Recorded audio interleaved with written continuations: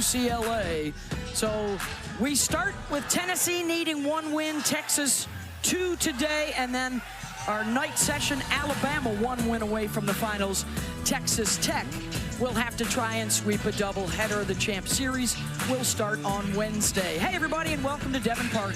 Beth Mullins, our Olympic gold medalist, Jessica Mendoza, Michelle Smith. We've got our Hall of Famer down on the field with us, Holly Rowe. 4 teams left, only 2 spots, guys, in that championship series. Well, and this is such a great rematch of what we saw opening day here at the World Series. Texas, all they wanted was a rematch with Tennessee, the team that knocked them into that loser's bracket. And it's the semis, right? Both of these clubs are on the doorstep of the champ finals. The question will be answered, who's going to knock the loudest and bust through that door? All right, well, it was opening day when Tennessee took down Texas, and they did it using their Lady Vol game plan, Michelle. Strong arm tactics and that one big swing. Best pitching staff in the country all year long, and we've seen that in the postseason as well. It's Carlin Pickens with the speed. It is Sage Margecko with the spin. But in this World Series, it's also been the bats. They have hit a home run in every NCAA game this year. It's been the freshman, Taylon Holly, Elsa Morrison, and then the walk-off by Emma Clark against Texas Tech to get them into this game.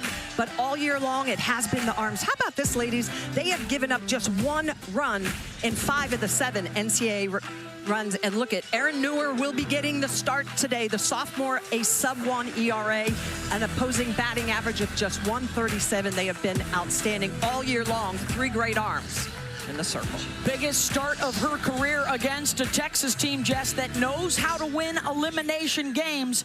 If they win 2 today, I bet you Katie Stewart will have a big role. It's all she's been doing all season long. Katie Stewart has been their monster at the plate, honestly leading this team in pretty much every offensive category, but it's been the monster mashes. It's been the statement slams. The way that she's gone about it, hitting it off buildings, and here at the Women's College World Series, getting them into this game yesterday against Nebraska. It was her 3-run shot. And you guys, they don't just leave the yard, they leave the stadium. That's how much of a statement Katie Stewart makes. 28 home runs, that is a Texas single-season record. She just keeps adding to it. 4 home runs in her career here at the Women's College World Series. Yesterday's went 250 feet at 75 miles an hour. Who will get the upper hand and celebrate a spot in the championship series for Texas and Tennessee?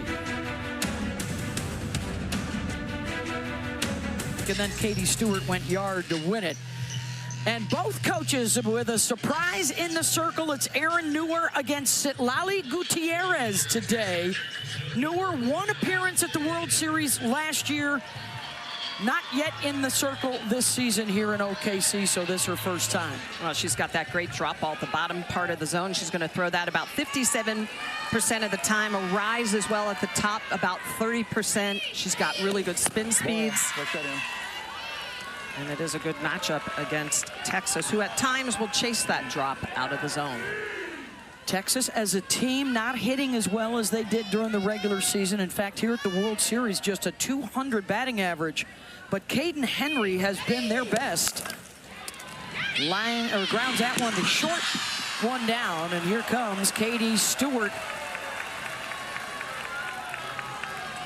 These two also met one another in the national semis last year, and Texas won that one to knock out the Lady Vols, courtesy of a Katie Stewart home run.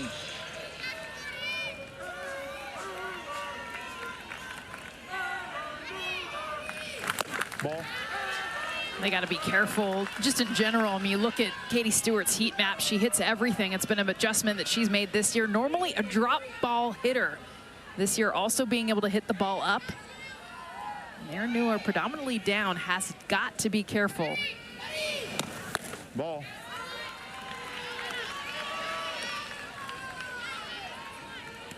Junior out of Frankfort, Illinois, playing in her 3rd Women's College World Series. All she knows is playing in the championship series. Ball. Texas has reached the finals in 3 of the last 4 years, and then finally breaking through last year with the program's first national championship on its 8th trip here to Oklahoma City. 4 of those under Mike White, now in his 8th year on the 40 acres. And that's a changeup on a 3-0 count that she spins in there. Remember, every pitcher's got a superpower in the staff, and Erin Newer told us her superpower is the off speed. That's right. Clearly going to it there, 3-0. That one's lashed out into right down the line, and a base hit for Stewart. How about Katie Stewart didn't even have a hit until her home run bash yesterday, and now just the comfort she has to let this ball travel. Why? Because she knows there is off speed. This is not an off speed pitch, but does a beautiful job being able to be late and just poke it out into right field for a hit. Such a cool look down that first baseline. The ump cap cam. Good stuff. That's on the head of Marty Abazishan. Matt Dial is behind the plate. Mike Burwell, Tatum Stolting, the others on the bases. And it will be all arms on deck, probably for both sides today. Sage Margetko already warming up in the pen for Tennessee. They do have a little breathing room, obviously, needing to win just 1 game today, but you don't want to give the other side any kind of momentum. And off the glove of Ella Dodge, and Vivi Martinez is on base. And so a big move for Mike White to get Reese Atwood back in the cleanup spot in the order, and now she's coming up with 2 on. And remember, too, for Tennessee, they moved that defense around. Ella Dodge had been playing second base. Emma Clark was at first. And they did that little bit of a shuffle to try to get Mackenzie Butt in the lineup, the first baseman, to get more bats. They put that down as a hit. I have it down as an error. Yes. That's a ball that third baseman absolutely needs to get to their glove hand. Probably not going to be able to turn the double play because Martinez is so fast, but you definitely have time to get Stewart at second. Yeah, that's off the glove. That's definitely a catchable ball. Guys, all 3 contacts 74 miles per hour or better. Atwood fouls one off. 65 considered really good. And Reese Atwood, you're waiting for that breakout swing. She had a breakout walk yesterday. I know that doesn't sound like anything exciting to those at home, but it was a great at bat. She was seeing the ball well. She struggles with the off speed, though. Her 1 hit here at the World Series was against Tennessee. Coming back up here at us.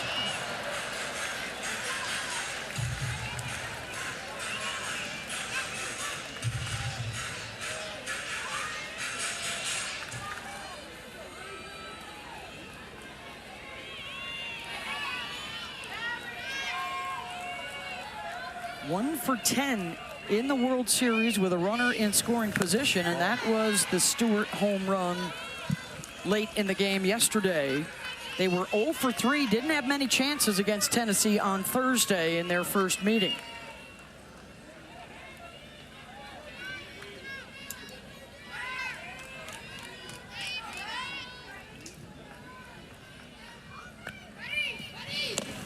Ball. 2-2. The biggest thing is the power for Reese Atwood. She's gotten hits, but look at this. 73 home runs in every game outside of the women's college. This is her career. She is a home run hitter. Has not done it on this stage. Texas fans hoping that Ball. moment will come today. And now the count goes full from Erin Newer, the sophomore from Western New York. Top 2 in the country in ERA, opponent batting average, and whip this season. Atwood, another well-struck ball, but right there in center is Sophia Knight, 2 down. And let's check in with Holly Rowe. Well, I talked to Karen Weekly from Tennessee on why she's starting Erin Newer today. She said because she's really good, and they haven't seen her. You know, remember, these 2 teams played earlier in this Women's College World Series. And I said, do you plan for 2 games on a day like this, or do you try to put the nail in the coffin game 1? She said, you hope for the best, that it's 1 game, but you plan for the worst. Sage Margetko and Carolyn Pickens will be warm and ready to go at any moment. Yeah, the other 2 did play in Thursday's game. Here's Leanne Good.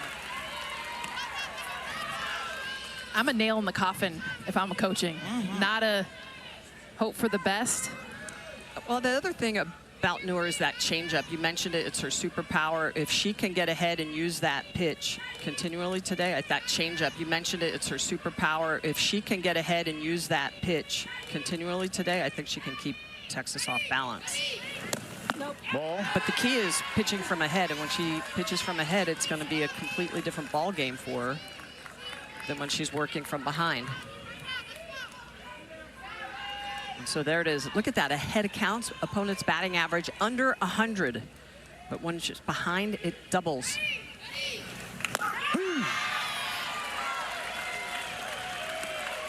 1-2.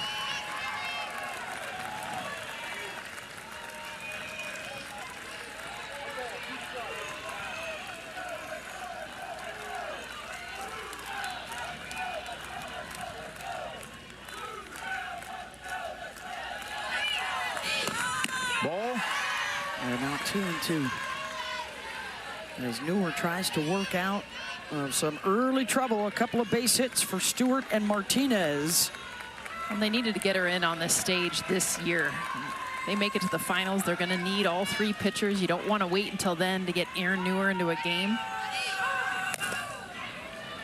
Good, got under it, as does Sophia Knight. Couple stranded. Tennessee picking up the bats when we come back. Facing the surprise starter for Texas, another senior, Citlali Gutierrez. Yeah, so good in the circle. She is spin speed over pitch speed. Just 19 walks on the year. Has the ability to really move the ball through the zone. That drop ball, hammering it at 67 miles an hour. Great downward drop over 5 inches. But the curveball, she's going to float that pitch on the outer half of the zone. She throws that off speed as well. So it's blended very well together. So it's really about mixing speed. She'll drop it all the way down to 59 miles an hour, ramp it all the way up into the high 60s. The drop ball, curveball are outstanding. What you got for us, Holly? Well, Citlali told us this has been a real journey for her to try to get to a place where she felt comfortable. Her freshman year came in and it was hard for her to adjust to the Division I Power 4 hitters. She said it was a slap in the face, but she's done a ton of work with their mental performance coaches, and she's got a new routine, a way that she can reset in games and stay centered. She said, this year I'm back to where I wanted to be, and Mike White knows he's got to take a few innings off Tegan Cavan's plate, and he thinks Citlali can do just that. Ball. Yeah, Tennessee was able to knock Cavan out of the game on Thursday, and for Citlali, primarily out of the bullpen this year, more of a reliever, but she is making her 10th start. And for Mike White, she has a ton of World Series experience now in her senior year. She, too, knows only deep runs into the NCAA tournament and trips to OKC. Yeah, she was good in that relief appearance. Mike White said she is one of the ones that saved their season against Arizona State in the Supers when they had to win a pair of elimination games. Sophia Knight cracks that to second. One down. Well, and I loved Holly's report as well on Citlali, but mentally working hard. And you know, there are times as a pitcher you've got to go to the back of the circle and take a little bit of a 1-minute vacation, reset, and get ready to go. Well, the key for her has always been command, in my opinion. She's got so much spin, so much great stuff, trusting it through the zone. A lot of times throughout the regular season, she tried to nibble, get behind in the count. Smitty knows how those numbers change when you're not ahead. Here's Alana Leach, first pitch swinging. Katie Stewart will step on the bag, and quick work for Citlali, 2 down. And that'll bring up Emma Clark. Sophomore out of Cleveland, North Carolina, has been their best hitter in the postseason, batting .350 with 4 home runs.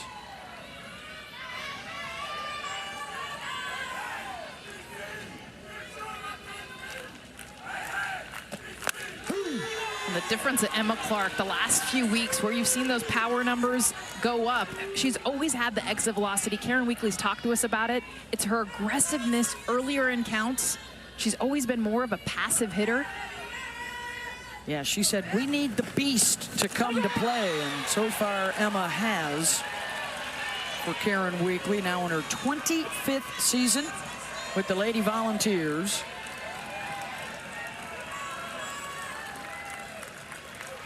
This is the 8th time they have been in the semifinals with a 2-5 record.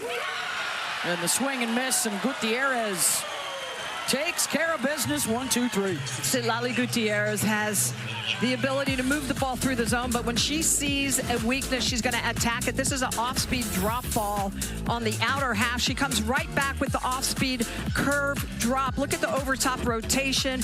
Great setup to get the strikeout for Gutierrez. The 3rd time they meet in the semis, tied for the most common World Series matchup of the Champ Series era. And last year, Texas was the one that knocked Tennessee out in this round on the way to their first national championship. To the 2nd inning, scoreless. Tennessee needs 1 win today. Texas needs 2. The if necessary game would follow us 30 minutes after the finish if Texas were to win.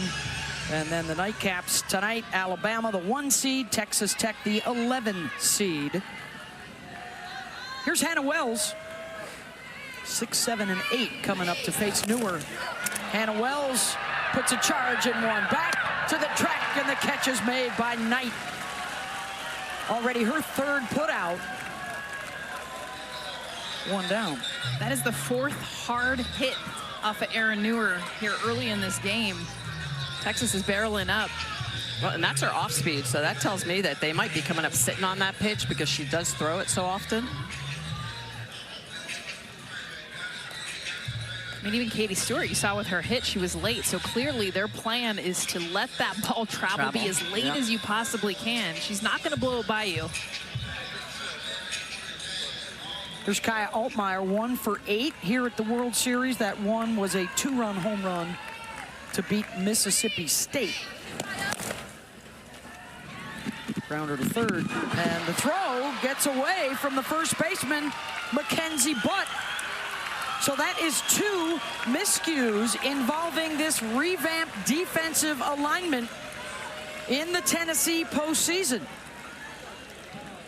And this is a Tennessee defense that had been good. Remember, this is the best pitching staff in the country. This is a ground ball out all the way, but you look at the way that Dodge does not snap that wrist down. She floats it over, and no opportunity for Mackenzie Butt. Although at some point as a first baseman, you got to come off the bag and make that catch. But she's in a new position too. 100%. All of them have not been in these positions until the last 2 weeks. 2nd miscue for Dodge. And a base runner quickly in scoring position. Ashton Maloney trying to drop down the bunt. And look, it's not easy. I mean, we, celebrate the fact that these athletes can play a multitude of positions. But for Ella Dodge to play 2nd base her whole college career, she has not played 3rd base since high school. You're flipping to the other side of the field. Now you're in the grill. Look how close she is to Ashton Maloney. This is not an easy angle to be able to just pick up. Ball. They've been solid for the most part since the change. Karen Weekly wanted to get a better bat on the field, and that would be Mackenzie Butt, the first baseman. But that also meant they had to move around 3 infielders to do it defensively. Ball. Work that over. And you got to remember, too, Carlin Pickens and Sage Marjeko are strikeout pitchers, so the defense isn't as exposed when they're pitching. And with Erin Newer, she's more contact. The ball's going to be put in play more. So this is one of the first times this new defense has had a chance to be behind Newer. Against the veteran Maloney, playing in her 15th World Series game. To short, the throw over to 1st to get the out, and that will move the runner over to 3rd with 2 down for J.C. Nichols in the 9 spot in the lineup. That is a win for Texas. You ground out to the shortstop, that runner should not advance. Kaya Altmaier does a nice job getting over to 3rd. Yeah, that's called the speed of Maloney, making sure that Bella Fa didn't check her back exactly enough to keep her at 2nd. Nichols has a couple of hits here at the World Series, and she was the rally starter, breaking up the Jordy Fromm no-hitter in the 6th inning yesterday. She got on, Caden Henry got on, Katie Stewart went deep. Remember, that was, what, a 9-pitch at bat, too? She battled Jordy. And a nice moment for her because she is replacing the legend at third base in Mia Scott. And the emphasis has been on her glove. She's a terrific defender. Mike White said, we'll work on your hitting. Just be solid defensively. And sure enough, she comes up with one of their biggest hits of the tournament. Ball. Well, look at the defensive configuration for Tennessee. This is the outfield. Look how pulled over they are. Middles and left side, up and over. I mean, there's a massive gap in right center, but pitching her all outside.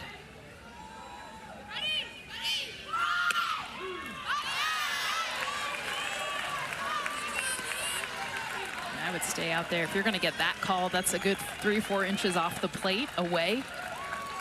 It's going to be hard for JC Nichols. Remember, she's moving through the batter's box. Tough pitch to reach.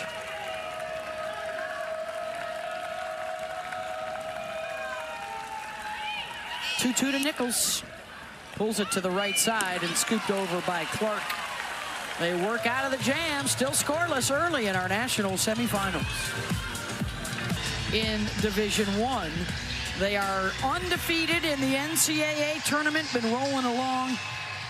The pitching, as it's been all year, solid, and they have now added the long ball to the repertoire. They've hit a home run in all 7 of those games for Karen Weekly. Both these teams spent time as the top-ranked team in the country. Texas and Texas Tech both tied in the preseason poll. The 2 teams that were in the finals a year ago and still could be in the finals again this year. Alabama's the outlier, but they grab the #1 seed in the NCAA tournament. So everybody's been feeling like a top dog this year. Well, it just speaks to the parity. So much going on, not just in the SEC, but all over the entire country. And that's what Tennessee's going to have to not do, is chase pitches outside of the zone. So Lala Gutierrez is one of the best in the business at making you chase pitches. That floaty curveball at 60 miles an hour. She'll run you out. She'll run you down with the off-speed drop as well. Ball.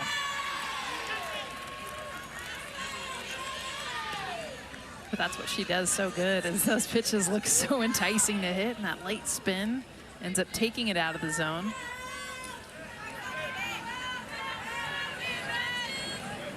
Freshman Morrison with a 2-1 count. And now 3-1. Hit the home run against Texas and Tegan Cavan in Thursday's 6-3 win.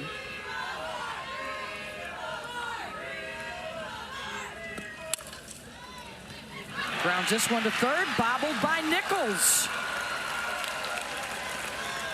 So both sides a little dicey early.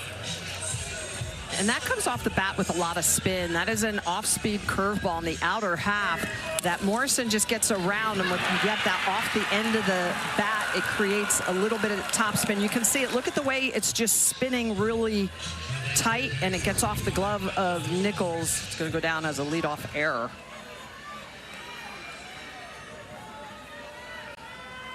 That brings up Ella Dodge. Tennessee was 4 for 9 against Texas on Thursday with runners on base. Dodge 1 for 6 here at the World Series for the sophomore out of Bradenton, with wins over Texas and Texas Tech. Ball. And this is where Gutierrez will start to use a screwball that she doesn't use often during the season, but she does and did against Tennessee earlier on game 1 on Thursday. Trying to expand that zone with the screwball going away from them. The good leadership of Reese Atwood, who's in the U.S. national team pool this summer. They'll be playing a couple of international tournaments here at Devon Park as we start the build-up towards the Olympics in Los Angeles in 2028, and the softball will be played here in OKC. 2-0 to Dodge. Smacks that to Stewart, and she throws it out into left field. Could not connect with Vivi Martinez, and it's 2 on with nobody out. And back-to-back errors. Errors 44 and 45 on the year. Uncharacteristic. Katie Stewart with that throwing error. On this ball, off the bat, you're thinking potential double play, even though Dodge is a lefty, but that ball just thrown to the back or the arm side of Martinez, so it's really difficult, and you can see Katie Stewart saying, that's my bad. It's a throw that needs to be thrown over the bag, lead your shortstop. And I don't think Mike White cares whose bat it was. He's giving him the what for right now. Hey, sharpen it up. Be better. Do you want your season to be extended? Very little margin for error when you get this deep into the tournament. 4 teams left. It's all about execution. Zoe Schuler is the pinch runner out at second. Morrison can re-enter. You can get lifted once for a pinch runner and stay in the game. So here's Gabby Leach. Both Leach sisters in the lineup throughout the year. From the Woodlands, Texas. She's had a hit in both of their games so far.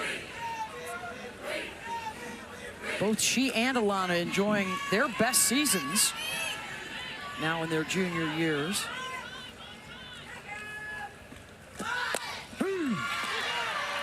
Oh, considered the bunt, pulled it back, and it was a strike. 0-2.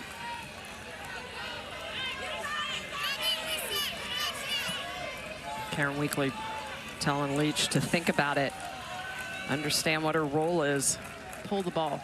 That's what that means. Right side. And Sitlali, knowing that's coming, throws away. No, not on her watch. Well, and throws away, Beth, but also throws off speed, so it makes it even more difficult to try to get around that ball and hit it right side. Look at the movement on this pitch, the off speed way out in front of it. Leach with the strikeout, a non-productive out. That keeps the balls at just first and second. Double play is back on the table. Here's Mackenzie Butt. The transfer from Boise State, where she was a freshman All-American and All-Mountain West performer last year. She and Sophia Knight both coming over from Boise.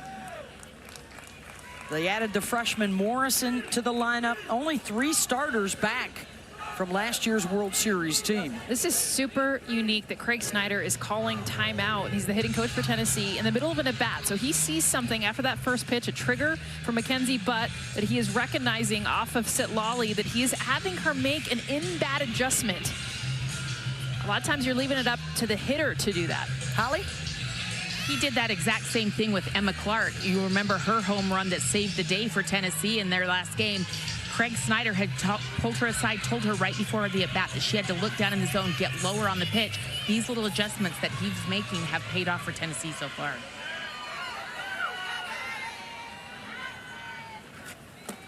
Ball. 1-1.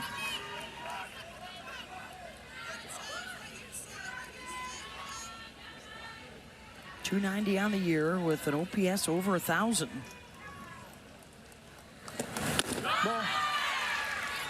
And they're continuing to throw her on the outer half. That puts Vivi Martinez, who's shortstop, up the middle along with Leanne Good. They're hoping to roll something hard up the middle to turn a double play. Try to get out of the inning.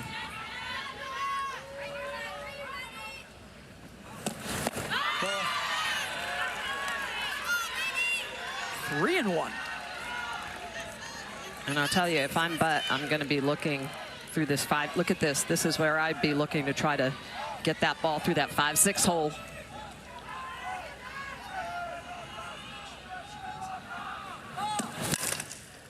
Ground ball to third. That'll work for Texas as Nichols steps on the base for the force out over to Stewart for 2. And this is that double play ball we were talking about. 23rd double play of the year, and it's not up the middle. It is to the third baseman, and J.C. Nichols stepping on the bag across to Katie Stewart to get out of the jam. Texas making it work. An NCAA record 42 homers, and she passed Stacy Newman, the all-time leader at UCLA. Sage Margetko is the new arm out there for Tennessee. Erin Newer goes one time through the batting order.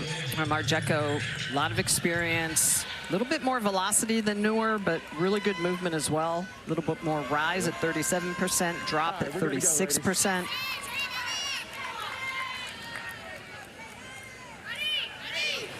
First team All-American. Henry drops down the bunt. Good throw from Morrison, one down.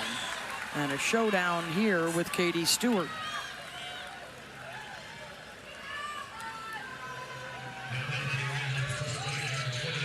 One of the tough things with Margetko is the 17-mile-per-hour difference between her heat and her changeup, which comes in at 46 miles per hour.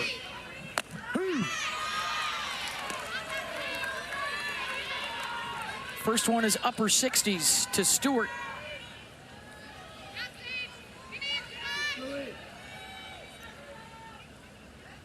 Texas record for home runs and a whole new look for Katie this year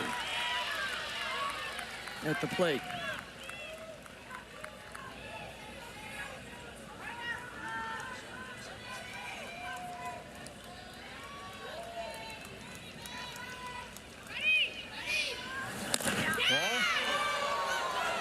Wow.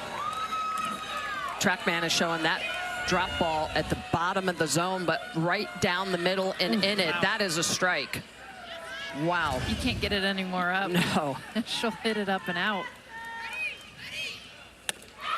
Gets the swing and miss for the strikeout for Sage Margetko. That is the first for a Tennessee pitcher today. In order to get out hitters like Katie Stewart, you've got to have speed, spins, and spots, and Margetko's got all of them. She has the ability to change speeds, use her spots, but it's the spin. Look at this rise ball on the outer half. Great movement. Look at the way she gets extended and then snaps that ball out. Really good rotation. Big strikeout against Katie Stewart. 2 down for Vivi Martinez.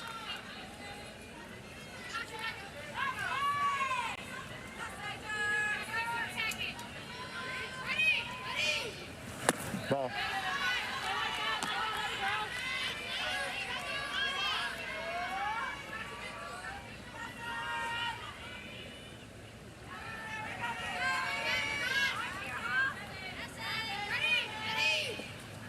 Ball. Missed it low, 2-1.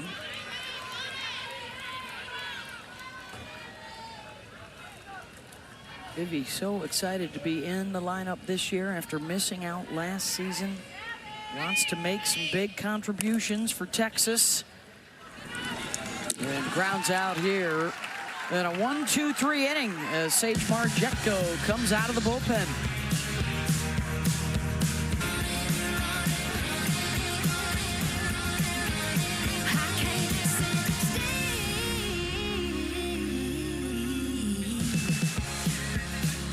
That's the second semifinal showdown coming up later tonight. Tennessee and Alabama, 1 win necessary today to advance.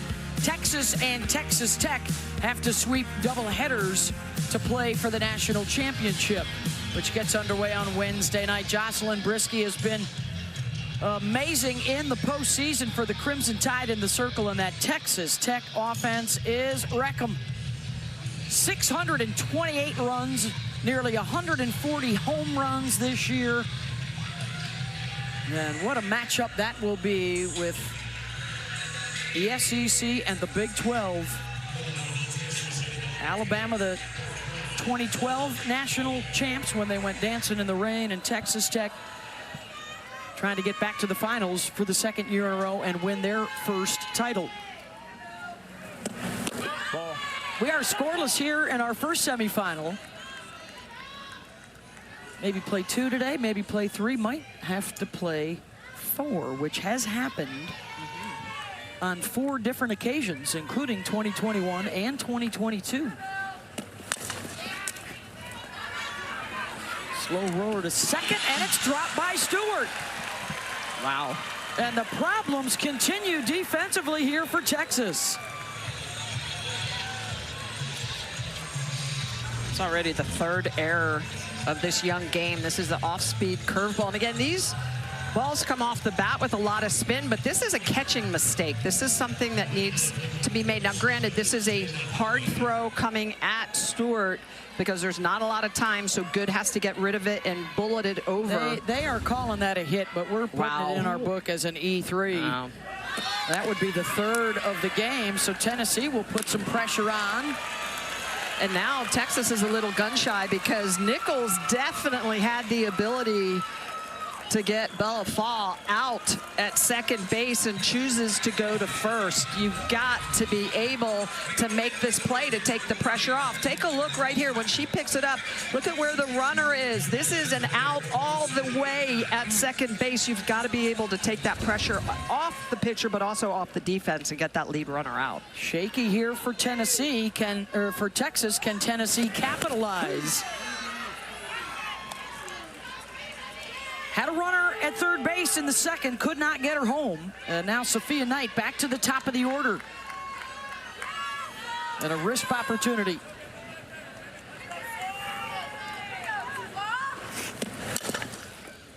Rolls that to the right side. Good's only play is to first. And so again, Tennessee with the go-ahead run 60 feet away with 2 outs.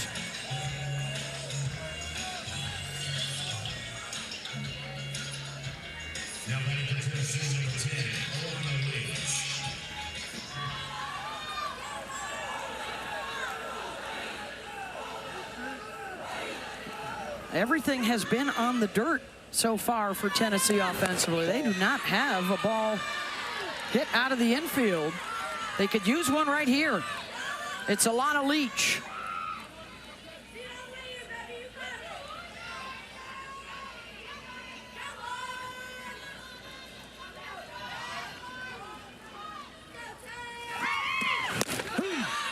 How about Gutierrez? Does not throw her screwball a lot during the year, but in this World Series and against Tennessee in game 1, she used that screwball very effectively to the lefties, using it again that last pitch.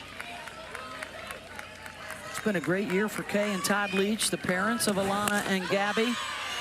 A big stick and ball family. Their sister Aubrey in the dugout, a Tennessee legend with the U.S. national team pool as well this summer.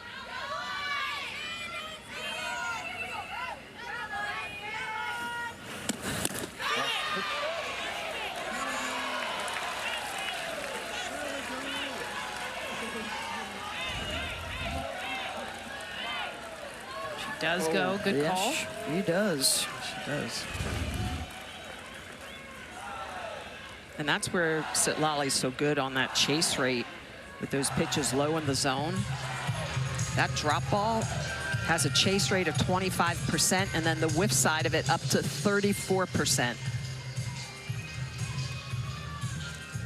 She got both on that last pitch. She chased her down and then whiffed her. Sorted her. It's like a half swing. She makes hitters look silly when she's got her stuff moving. 2-2 pitch. Ball.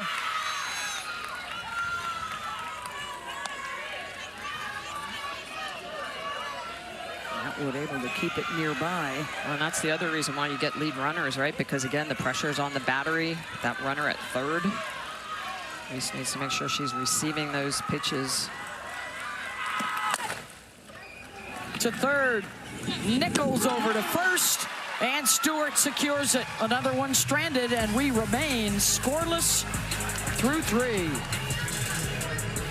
In the country sees that more, and you look at the numbers. 167 batting average against that pitch versus all others. So against Sage Marjeko, and that high strikeout rate, be able to see a lot more off speed. There's an off-speed rise ball right there. And for Reese Atwood, I mean, the swing, the mechanics are there. It's just her not recognizing the pitches and being able to get barrel on it.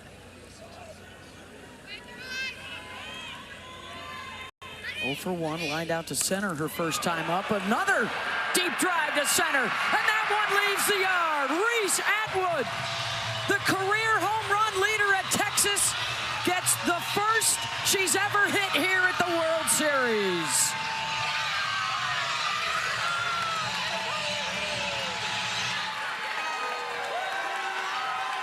.77 miles an hour on the exit velo. And you could feel it coming. Her last at bat, a line shot out to center field. She does not get the off speed on this second pitch. She gets what she wants, a cookie right down the middle, 68 miles an hour and 77 going out. Reese Atwood finally gets her home run here at the Women's College World Series, not just this year, her entire career.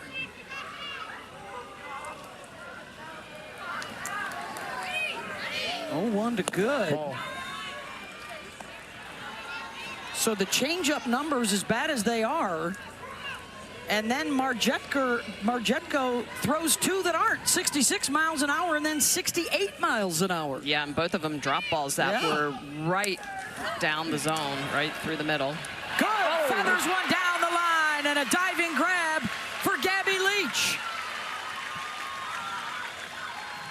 So she and Alana both with web gems here at the World Series. And this is such a hard ball to get to, and especially because she is a left-handed right fielder.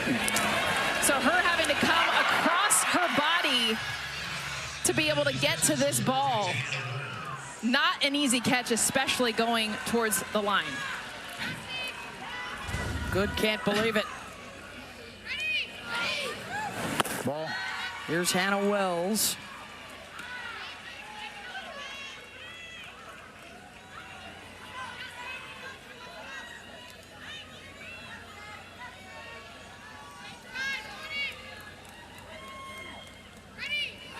One for 3 in the Tennessee game with a couple of strikeouts when they met on Thursday.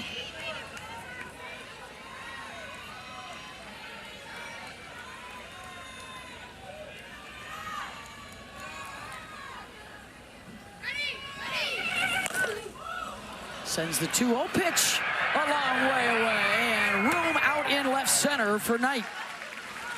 2 down.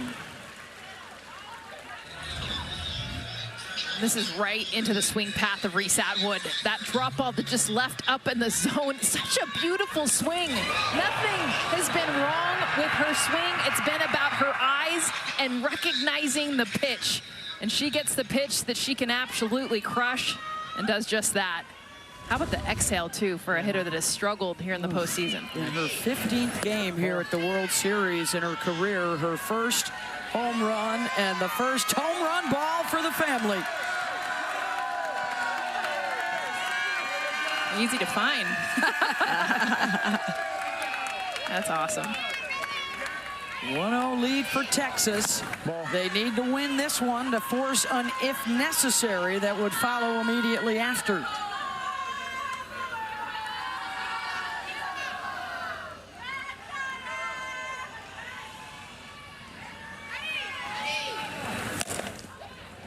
It's a drive out to right center, and that'll find the grass for Kaya Altmaier.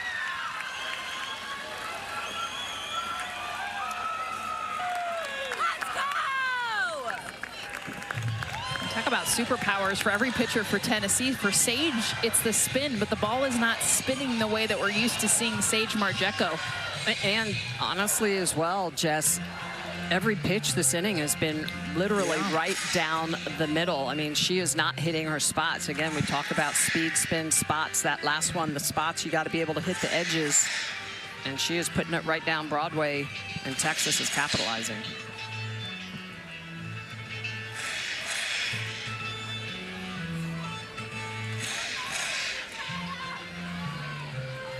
"31 years of this semifinal format, 17 times we've played at least one if necessary game."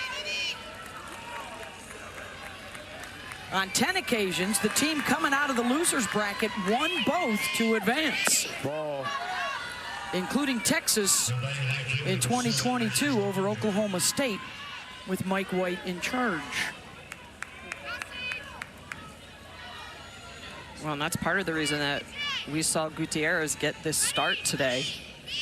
Their ace, Tegan Cavan, still in the dugout, knowing that they win. They've got 14 innings they need to play today. That was a good look at Chillin'. Cavan, last year's MOP. Sitlali staying cool. Ball. Away. She's been a terrific number 2. Last year, they also had a good number 3 in Mac Morgan. Got them quality postseason innings en route to the title.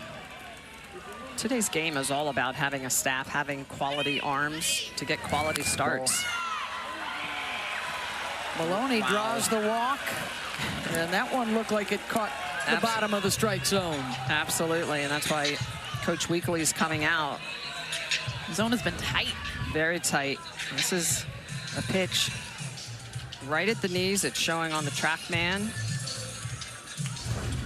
that it is a strike. Couple on here for Texas with 2 outs. The Reese Atwood home run has given them the lead. And it's J.C. Nichols in the 9 spot. She had a chance to drive in a run back in the second, grounded out with a runner on third base. Another RBI opportunity here. The freshman out of Durant, Oklahoma. And that's what Sage Marjeko needs. She needs first pitch strikes. The last 3 hitters, she has started them out 2-0, 2-0, 3-0 on the walk.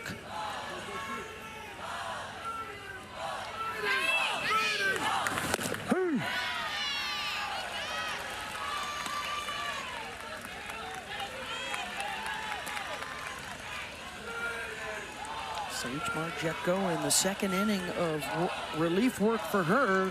Last inning was 1-2-3, a much different story here. And gets the strikeout of Nichols. She's a senior. She waited to the time that her team is on elimination for her first World Series home run. She gets a drop ball right in the zone that she loves, drives it out to center field. That's where we're at. 1-0 Longhorns.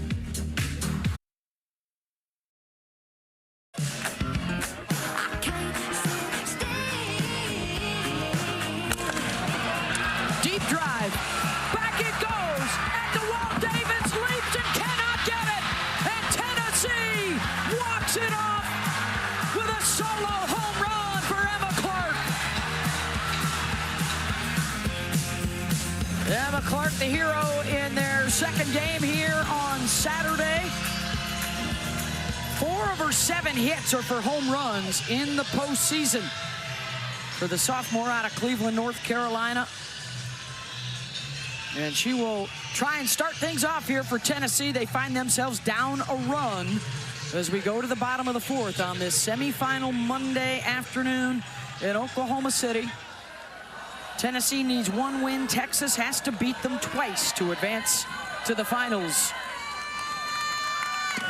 Well, the second time through the lineup, it'll be interesting to see if Tennessee is able to make those adjustments that Karen Weekly talked with Holly Rowe about, letting the ball travel, not being out in front. Because right now, being early is playing into Sitlali Gutierrez's game plan.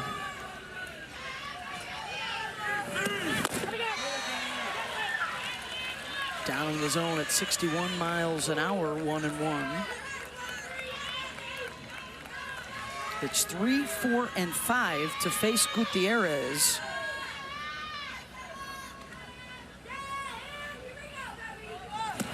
Ball. Look up.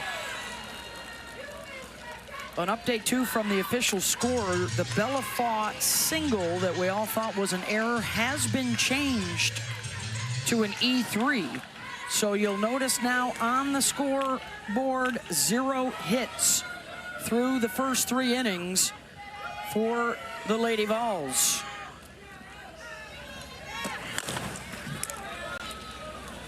spinner off the end of the bat, 1 down. Ollie Rowe. Well, ladies, this is a feels-like temperature of 100 degrees on the field right now. It is a very hot day. Knowing they might have to play 2 today, Tennessee has flown in these special cooling devices. It's called a narwhal. You take this off, and this is a very interesting cooling apparatus. You put it in your palm. It cools down your core body temperature in seconds. This really helps with the heat stress put on the body. I've seen South Carolina women's basketball use this in the national championship wins, and now Tennessee flying these in from Knoxville to keep us all cool down on the field. Keep us all cool. Holly, quit bogarting that thing and send it up here. I was going to say, share, please. You guys have air conditioning in the booth. Those of us on the field do not, so I will be keeping this. Thank you. You've got nature's AC, which is actually on high heat right now. 0-1 to Elsa Morrison with 1 down. Citlali Gutierrez has been a cool customer in the circle. Spinning a gem. Out of Stamford, Texas. Holly talked about her improved mental performance. So important, especially for those pitchers, Smitty, to not only work on your mechanics, but upstairs as well. Your self-talk, so important in that circle, telling yourself what you're going to do, that you can do it, focusing on the ball leaving your fingertips, ripping it off so you get that high spin speed. To right, Maloney is there, 2 out. Women's College World Series Finals begin Wednesday on ESPN. For more information, visit ncaa.com, your home for all NCAA championships. The Champ Series, best 2 out of 3, Wednesday, Thursday, and if necessary, on Friday. Last year it was necessary as Texas beat Texas Tech in Game 3 to win their first national championship. Texas Tech is in our second semifinal showdown coming up later tonight against Alabama. They are the 11 seed. If they not only win their first title, it would be the lowest seeded team to ever do it. Ball. The Crimson Tide 1 win away tonight from playing for a second national championship in their 3rd trip to the finals. SEC sent 5 teams here. Obviously, there'll be 1 in the finals.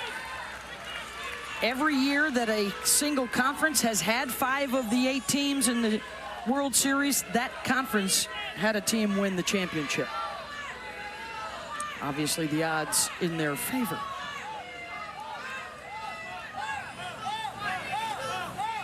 (3-0). In for a strike, 3-1 to Ella Dodge. And this is the leverage count that they need.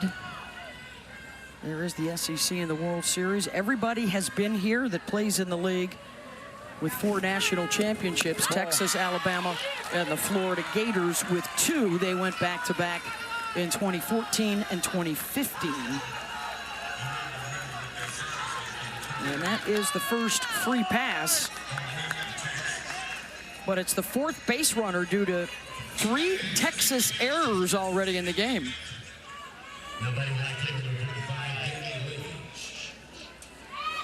Here's Gabby Leach.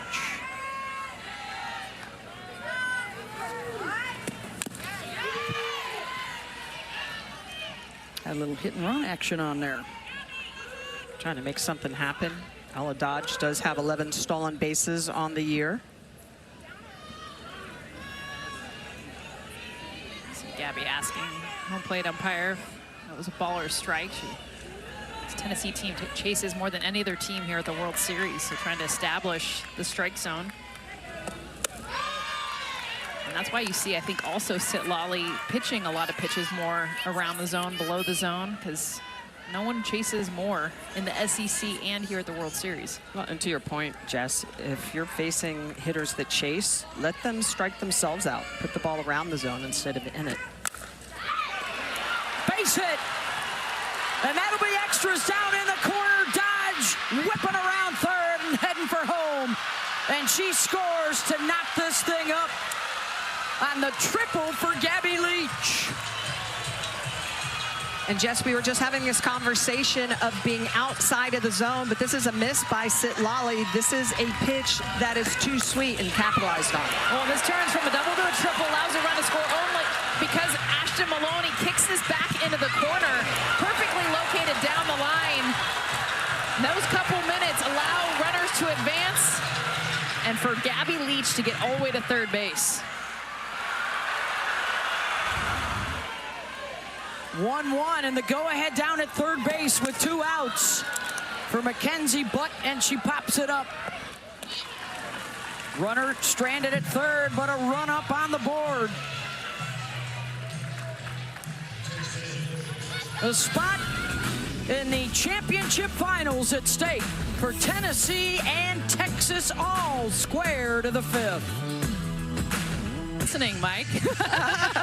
It's just our secret. Reese Atwood, take it back to that beautiful home run swing, and Reese is at her best when she has length, and that's what she does behind the softball and through the softball. To see those head and eyes, beautiful job getting down to that drop ball, and that to me is an exhale yell of the frustration that she has had throughout this postseason. Such a big moment for Reese Atwood her senior year. She would be due up 4th as we head back to the top of the order for Texas, 1-1 to the 5th. Ball. Mike White has talked all year long about not defending the national championship, but attacking one. And as he just told Holly Rowe, that Atwood home run goes a long way towards that attack mentality for the rest of the batting order. I would think, Jess, that and Michelle, that when the one you look up to in your batting order is struggling, it has an effect on everybody. And when she pops one, flips a switch. Absolutely. I mean, honestly, Reese, as much as we talk Katie Stewart, we talk Caden Henry. There's so many bats in this lineup, but it is Reese Atwood. She has been the leader throughout her entire career. She's one of the greatest players in Texas history. Yeah, when you look at this lineup, it is Katie Stewart with 28 home runs, but it is also Reese Atwood now with her 19th home run. Those are the names that you circle. Yes. Because of the potential. Now, granted, the potential has struggled a little bit here at the World Series, but when that big blast comes, that's what you're looking for. Henry chases high, and the strikeout for Marjetko, her 3rd, 1 down. And that's more like what we're used to seeing from Marjetko, hammer the lower half of the zone and then get the chase with the rise ball at the top of the zone, a 66-mile-an-hour rise with that vertical break. Look at the way she's going to get underneath this pitch and that tight spin speed, almost 18,000 RPM. That is above average. Stewart waits on the off speed, just not long enough. Fouls that one off. Katie singled in the 1st, struck out on a rise ball in the 3rd, just as Marjetko was coming into the game. After Aaron Newer threw the first time through the batting order. Ball.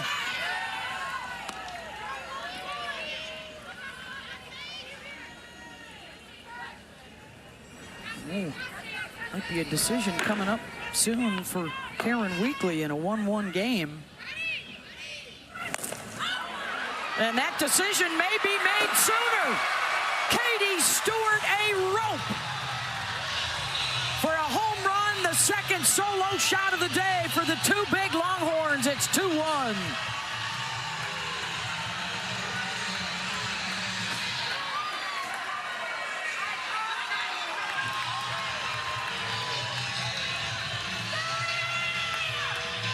It's hard to think about an elimination game, a game where Texas is on the line and Katie Stewart not having some kind of impact. And this is a rise ball. I love the spin on that thing because that's what Katie Stewart taking in the batter's box. She meets that, and no one better taking her bat and just slamming it down. 79 miles an hour off the bat. That was right down Main Street. The misses. You typically don't see that from Sage Marjetko. In fact, she had given up just 8 home runs all year. She's given up numbers 9 and 10 to Texas. That thing got out in a hurry to make it 2-1 for the Horns. And here's Vivi Martinez. Everybody hanging out by the fan down there. I will say these are solo shots. Tennessee has done a great job getting Caden Henry to strike out there. She has been their hits leader here at the World Series. Martinez out to left center, and that'll reach the fence, and Vivi to second, and here comes Reese Atwood again. And the Horns are starting to hit Sage. Well, this is the lineup that does that. I mean, Vivi Martinez, this is a beautiful job. Not so much a pitch down Main Street, but a pitch up and away. Vivi Martinez, that opposite field power that she's got to one-hop this past the diving Sophia Knight. Great effort. No chance. Vivi Martinez with the stand-up double. Margetko behind 2-0. That's a leverage count.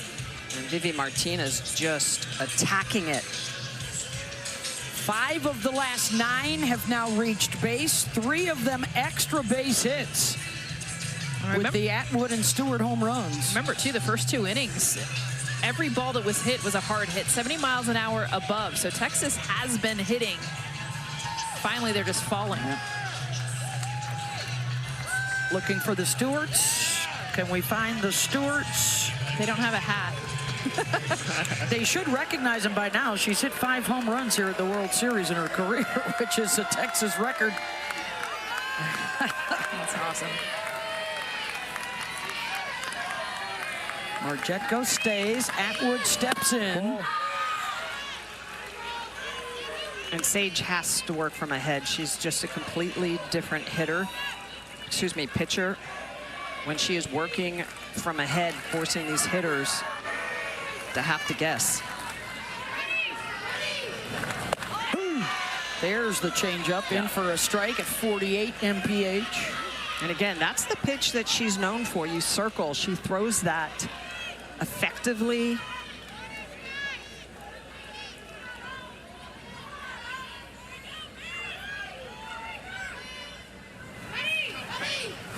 Ball.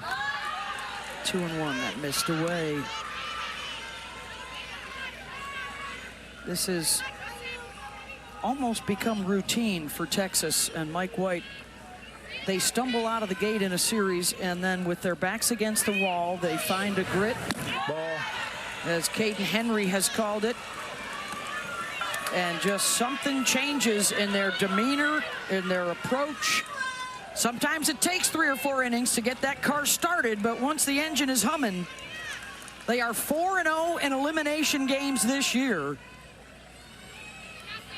Looking for a 5th to force the if necessary game where you'd think Texas would have all the momentum in the world. The pitch clock went down on that one, yeah, so they're going to give her ball 4. Reese Atwood actually pointed to the clock before Sage Margetko even threw the pitch because it went down to 0.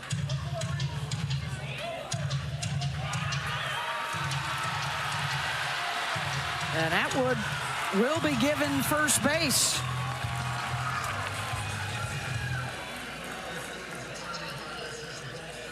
Be ball 4.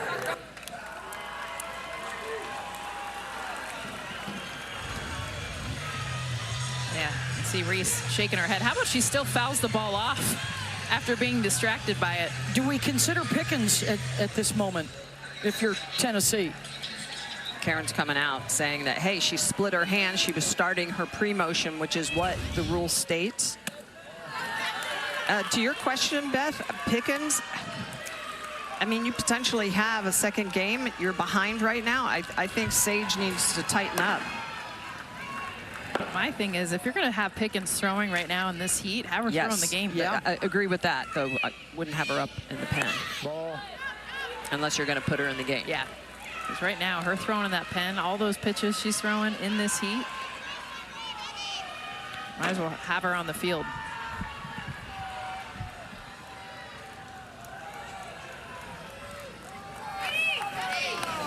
Ball. And right now, Sage is just working behind this entire inning. She has been working from behind the hitters, getting herself in trouble.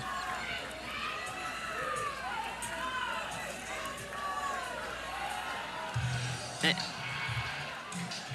mentioned it earlier with Erin Newer, how much more effective she was when she was working from ahead. Well, it's the same thing with Sage Marjeko. Almost every pitcher in the nation, when they start out, counts ahead. Look at that batting average is 0.78, but it almost triples when she's behind. Tennessee looking for its first hit off of Tennessee in a game and a half with a runner in scoring position. Leanne Good robbed of extra bases on a great diving catch by Gabby Leach out in right her last time up. Goes that way again, and that one will hit the grass. Throw to the plate as Martinez backtracks to third, and a base hit to load him up with one out. And Leanne Good, 3-1 count, does a great job of reacting to this off-speed pitch. See the changeup out of the hand. And really for Leanne Good, it's about her front foot. Watch her be able to use this front foot as her timing mechanism. You see her once, then twice, be able to then get into that front to hit that changeup. Beautiful job from Leanne Good. Hannah Wells has home run power. Got a couple of them in the postseason. Ball.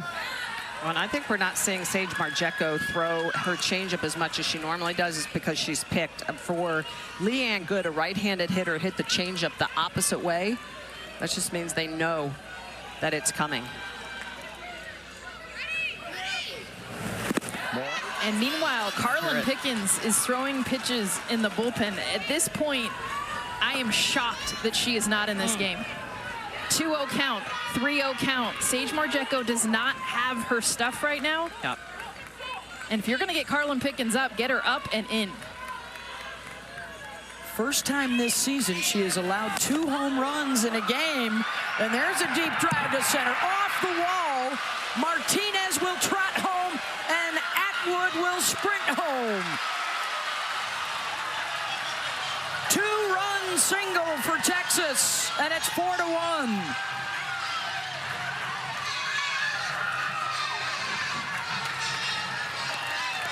And a leveraged count for the freshman, Hannah Wells, who's been so good in the lineup this year for Texas. It's going to take a 67-mile-an-hour pitch and drive it to the wall. Back to the starter, Erin Newer, for Tennessee when we come back.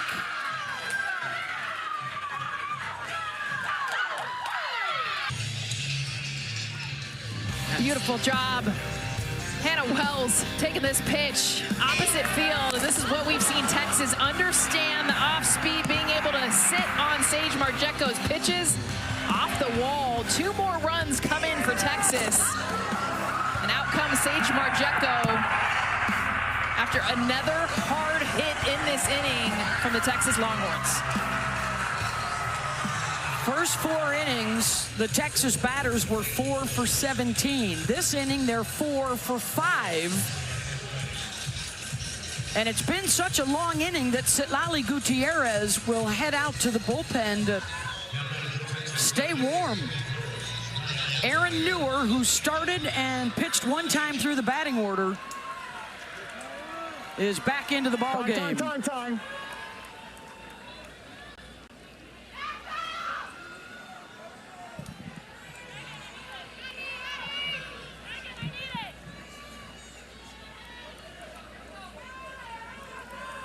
Here's Kaya Altmaier with 2 still aboard and 1 out.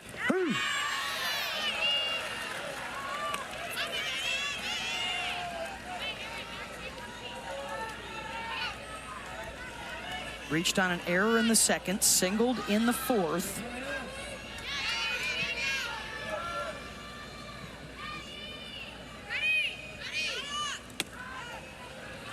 Newer misses away, 1-1.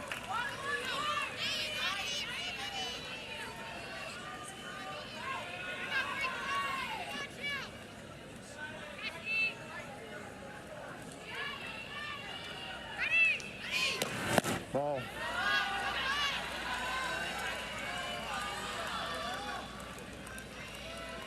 Marjetko talking with Carlin Pickens, who has now left the bullpen, is back in the dugout. And at this point, you would think they're going to save her for a game 2 if they can't rally. Tennessee needs 1 win. Texas has to win the doubleheader. Right back up the middle by Altmaier. And the bases are loaded again for Texas.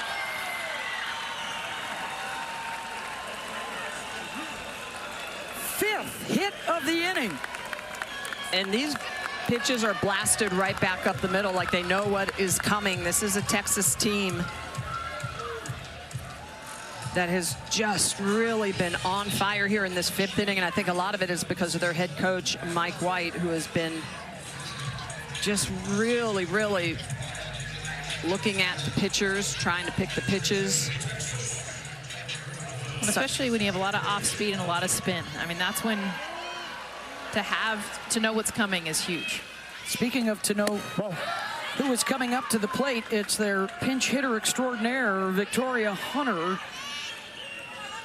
Another player who helped save their season with a 2-run home run late in the game to stay alive in the Supers against ASU. This is what Victoria Hunter has done in this postseason. Take it back to Texas A&M, a monster shot back in 2024. And then against Arizona State, this is what she's known for in that super regional game. It's what she does. Supers, 24-26. Chop to third, the force out at home for 1, and the double play for Tennessee.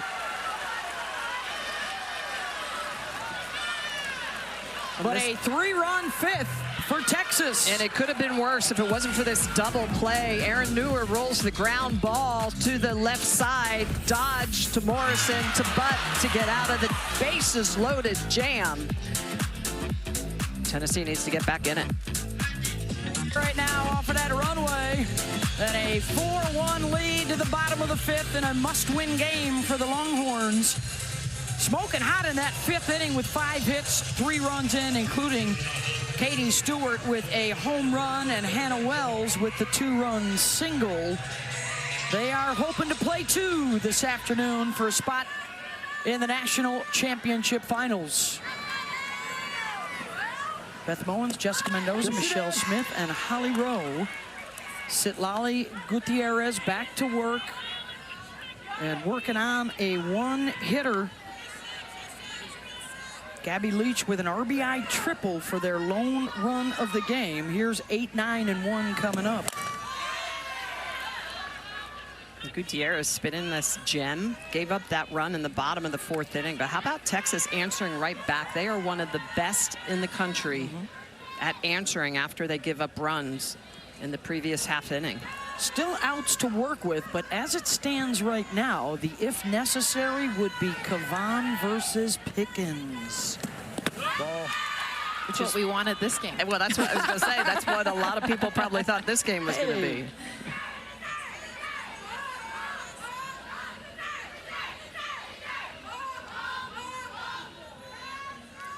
Texas started Gutierrez, and Tennessee started Aaron Newer.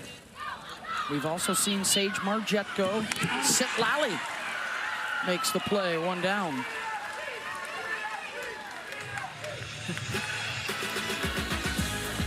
NBA Finals get underway Wednesday night on ABC at 8:30 with the Knicks and the Spurs. New York's first Finals appearance since 1999 when they lost to San Antonio. And the Spurs, their first Finals app since 2014. Smitty and I got to see the Spurs up close. Yeah. Game 7 here in Oklahoma City. Hot. Here's Taylon Holly in the 9 spot. She has a home run at the World Series. Tennessee is 7-0 in the postseason. They've homered in every game. Not one yet so far today.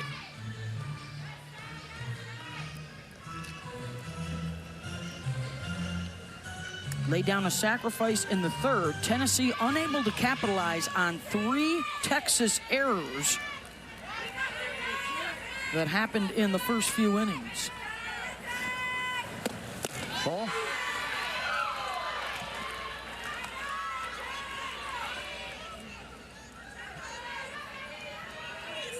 Coming up later tonight, 7 Eastern on ESPN, the start of our second semifinals, Alabama and Texas Tech. Ball. Alabama needs one win. The Red Raiders need a pair.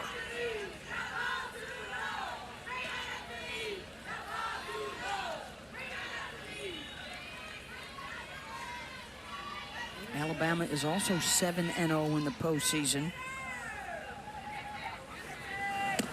Ball.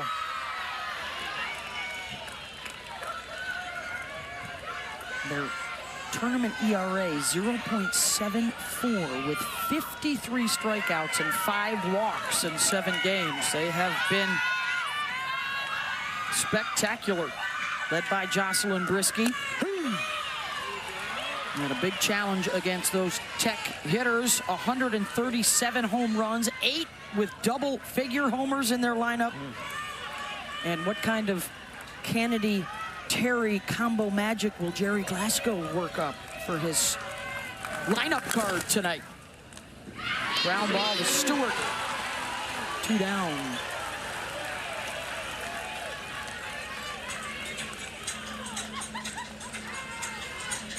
Lolly, I mean, just her different speeds. She misses barrels so well. Not a big strikeout pitcher, but just such a perfect example of going anywhere from 58 to 67 and everything in between.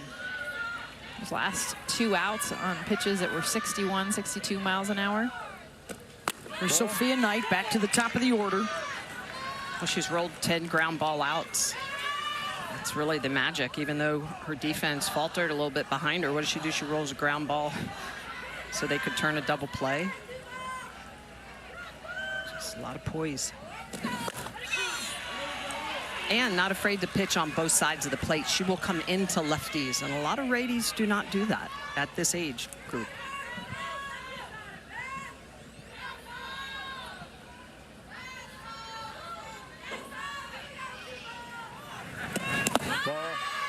And that one down in the dirt.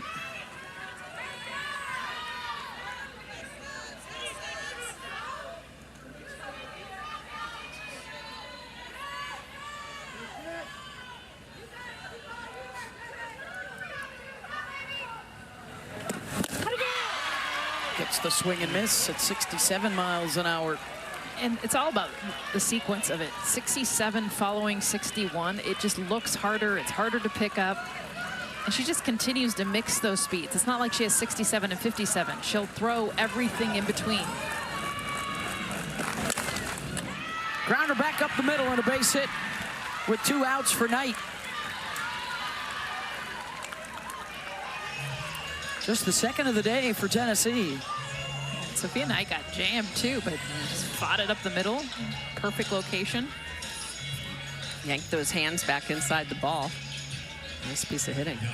Goes to her slapping days, which was basically 2 weeks ago until she decided to just swing away.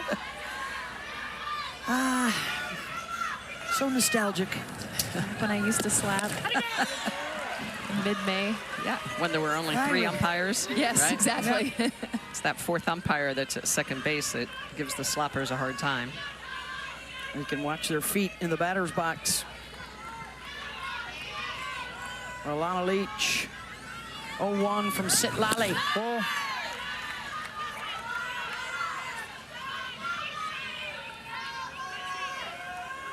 Nine ground ball outs today for Gutierrez. It's her specialty.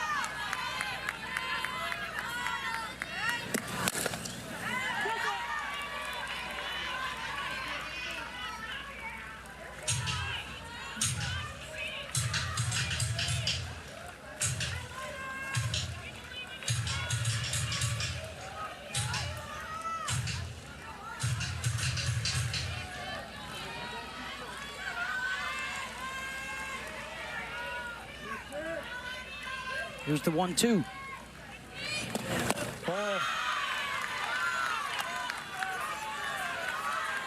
Lana Leach talked to us about how much fun she has playing with her sister Gabby and how much they push each other. You know, Gabby makes a dive and play in the outfield. Lana's like, all right, I'm gonna make a dive and play in the outfield, pick up the bat, and their entire lives they've been on the same team.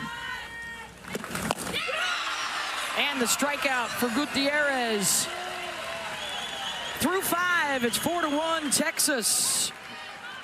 Gutierrez with just her 3rd strikeout, but it's on the drop ball. How about the chase rate at 25%, the whiff at 33, using that drop to get the strikeout? Well, the big swingers have shown up today for Texas. Katie Stewart, Reese Atwood, both swinging big. Reese Atwood back in the 4th inning. That beautiful long swing. I got Texas on the board. That solo shot. Get that back looking, look out. But Katie Stewart taking the batter's box. Another monster mash from the junior. That's 29 on the season. These two solo home runs in the 4th and 5th inning. And I'll tell you what, 19-2, when they homer in the same game, yeah, because this is their offense. They're so intimidating, so threatening, have not been that way the last couple weeks, and now putting it on strong here. So the 4-1 lead for Texas. We go to the 6th inning. They are 6 outs away from forcing the if necessary game in the semifinals. That would follow this, and it would be winner take all for a spot in the Champ Series. 9-1-2 with Nichols. A ground out and a strikeout.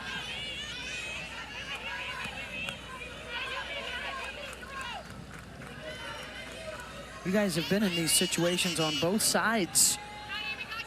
A massive momentum swing, right? If you win game 1 to take into game 2. Well, and that's why some coaches, a lot of coaches will start their ace, even though they know they have an if necessary game, because they don't want that momentum to shift to the other side. It's a big if. And it makes sense why Mike White doesn't, because he knows he's coming in today saying we got to play 2. Doesn't matter if you win game 1 and lose game 2 for him. So don't start Kavan. You're playing for game 2. But for Tennessee, it is, and Holly Rowe talked about that in her conversation with Karen Weekly. Are you going to put the nail in the coffin? Are you going to give the knockout punch? And the answer ultimately was no. We're going to hope for the best with our other 2 pitchers.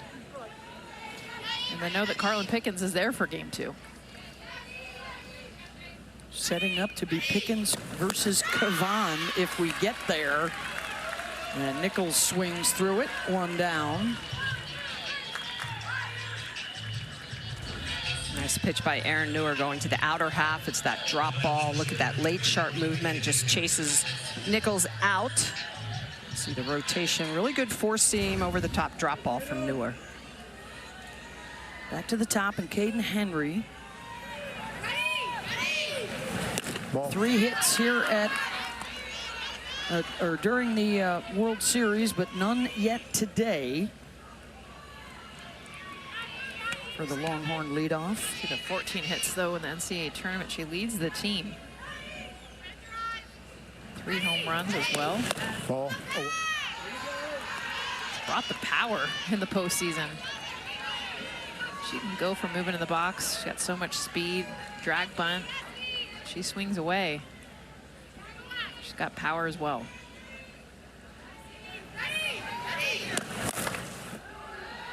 Smacks that foul.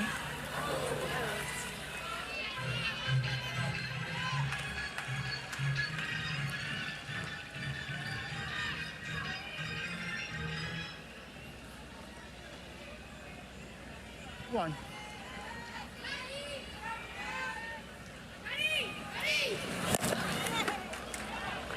Sends it out to center.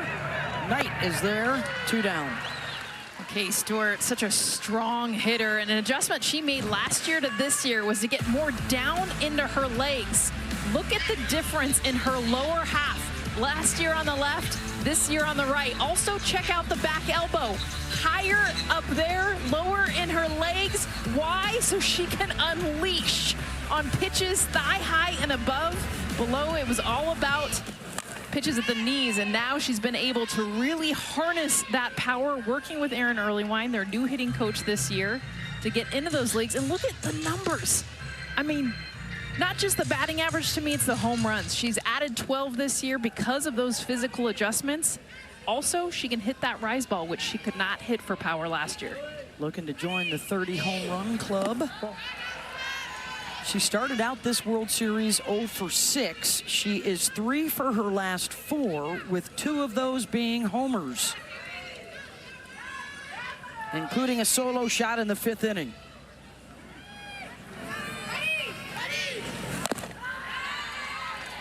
Checked foul. They've added a couple of home runs today, Atwood and Stewart, so they have, for the 3rd year in a row, set a new school record with 95. In this season of offensive explosions around the softball world.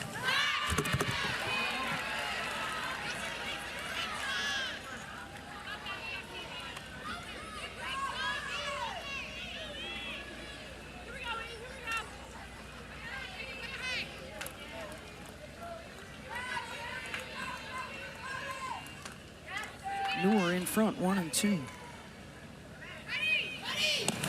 Ball. Missed away. Katie Stewart's just such a presence in the batter's box. When she gets in there, not only should she get low in her legs, but she just is so simple, so quiet. And then that's her foul ball. I mean, a lot of times you'll see a leg kick or a load to get that kind of power. And for Katie, it's already there when she gets in her stance. She doesn't need to load. She's so strong. Gonna break another Reese record as Atwood looks on with that slugging percentage. Ball. And the count goes full. I'd be surprised if she gets another strike. A lot of times, you hit a foul ball like that. It's just a reminder, be careful. Don't throw it over the plate. She's already walked 44 times this year. Opposite way, and she punches that one out to right. 3rd hit of the day. And how about this, you guys? This is literally 4 or 5 inches off the plate, but she's got 2 strikes. And guess what? She doesn't want to walk. She wants to hit. This is off the end of the bat, but look how strong she is in those legs to muscle this. Most regular human beings, that's a fly out to 3rd base. For Katie Stewart, you got yourself a base hit out to right field. Look at that today, 3 for 4, and now the NCAA tournament numbers continue to move up. Newer has a chat with Morrison, with Vivi Martinez, the 3 and then the 4 hitter coming up.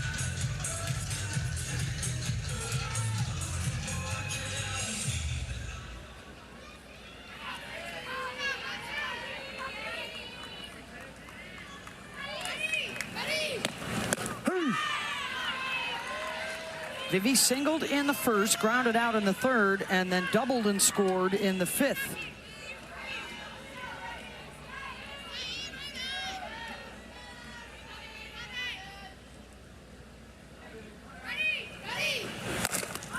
Smashes it right back up the middle. 2 on base for Reese Atwood.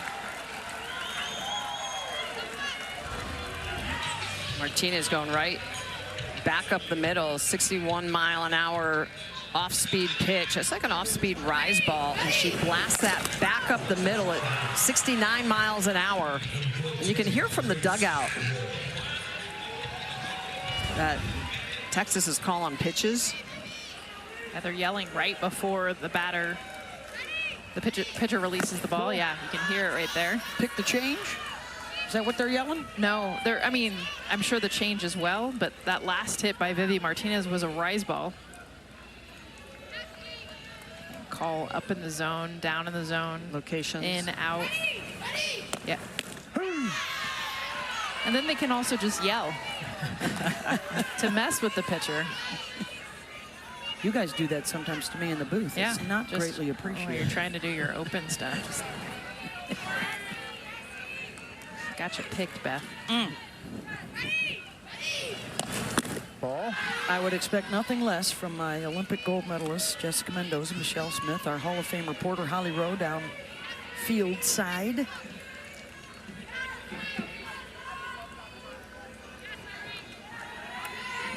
Inching closer to a double-header possibility this afternoon.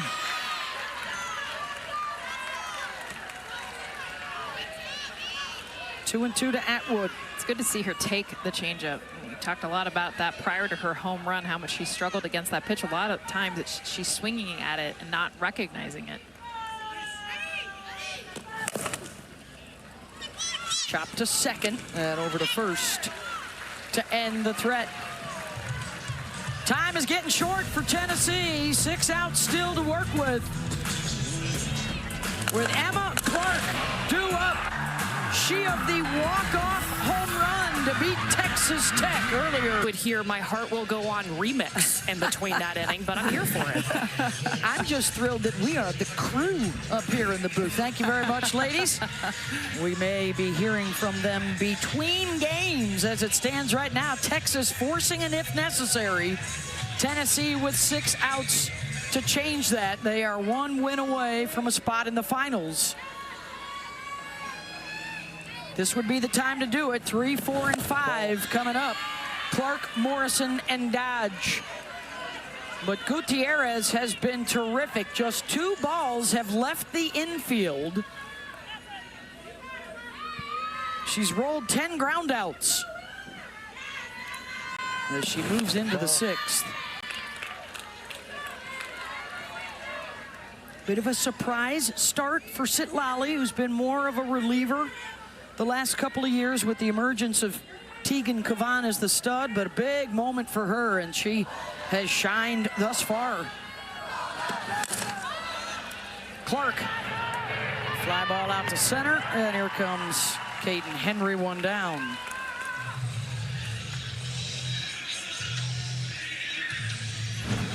Sitlali has just been so good this afternoon with the mishits, being able to come out of the circle, field her position herself, and then rolling the ground ball in a really pressure situation. The strikeouts, lower part of the zone, getting that chase and that whiff rate. Seeing everything down, too. That's why those ground balls and the off speed. Yeah, when you go back to game 1 on Thursday against Texas, she came in after Kavan was pulled from the game, and really her barrel percentage, her chase rate, all of those really good. So I'm sure Mike White very confident giving her the start today. She's pitching her best ball right now. That's what you want. You talk so much about hitters. We talked about it with Reese and Katie Stewart, but how about Sitlali? This was not the pitcher we saw consistently throughout the regular season, but we're seeing it now. Still with some work to do, but she has not thrown a complete game 7-inning win in over 2 years. She's working on one here. Well, this is only the 2nd time in her career she comes in to the 6th inning, giving up only 2 hits. I mean, it's really pretty incredible. Good backing from the hitters today. 11 hits in the game is the most off of Tennessee pitching this season. And that's drilled out to left center. That'll find the wall. A one-hopper. Morrison chugging around to second. And a runner in scoring position for the Lady Vols, trying to make some late noise. So Elsa Morrison swings and misses on an off-speed drop prior to this hit, and this is the adjustment she makes. So look, this is the swing and miss on a pitch down. Now she goes after that same pitch, but gets just a little bit more up in the zone, but makes that adjustment. Same pitch, almost same location. Elsa Morrison, a beautiful job getting to that. I'll bring up the pesky Ella Dodge, who's reached on an error and a walk, and right at Stewart. Tough luck on that swing for Ella. 2 down.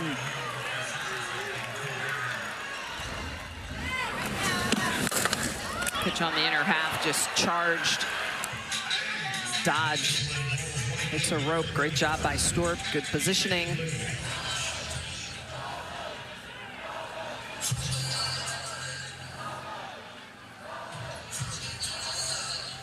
While they're conversing out there on the field, we'll remind you that Saturday we have a WNBA doubleheader for you on ABC. Seattle at Minnesota, Golden State at Las Vegas. Our coverage tips with WNBA countdown at 12:30. You can catch both games streaming on the ESPN app. Well, if you're not paying attention, the Valkyries are one of the best stories in all of sports. An expansion team last year made the playoffs. They are in the top tier of the standings again this year. Natalie Nakase doing a great job with the Valkyries. That is must-watch basketball. Their best player, Veronica Burton, she is a blast to watch. I'll be doing that game if you can tell. Of course you are. Aces are the defending champions. So are the Texas Longhorns on the diamond. Ball.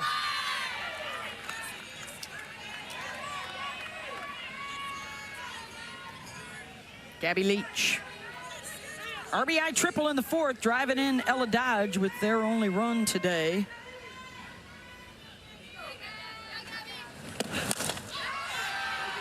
She's swinging with authority today. You mentioned the triple was a shot down the line, coming all the way around. It was the only run on the board so far for Tennessee, but even middle away there, very aggressive swing so far for Gabby in this game.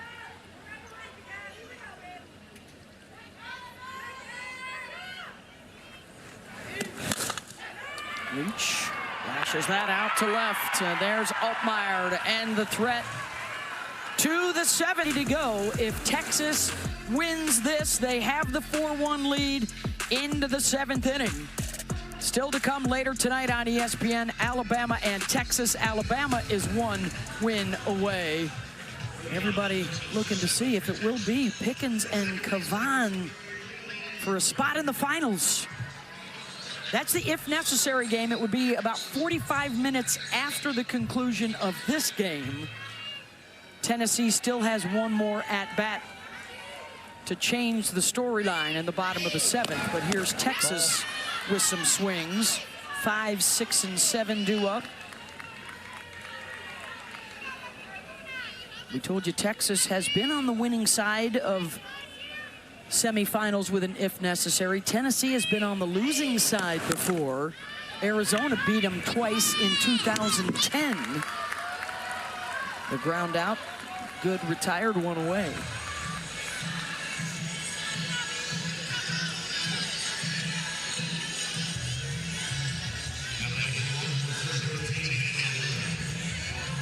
Here comes Hannah Wells. 2-run single in that big 5th inning when they broke the tie with 3 runs up.